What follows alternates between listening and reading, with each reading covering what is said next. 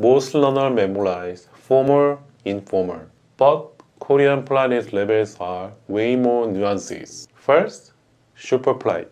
안녕하세요. 괜찮으세요? 조금만 기다려주세요. Second, standard polite. 안녕하세요. 괜찮아요? 매워요? This is what you should default to. 3. Casual. 안녕? 괜찮아. 매워? The mistake learner always make. You switch to casual too early. In Korean, casual speech is emotional closeness. So people don't use it until both agree it's okay. If you're not sure what level to use, always start polite. Korean will switch down first. 매운 음식 괜찮으세요? 조금 매운 거 좋아해요. 너무 맵지도 않게 해주세요. This sounds natural, friendly, and polite. Perfect for beginners.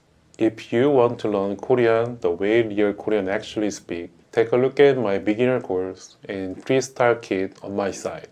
They're designed to help you start speaking naturally from day one.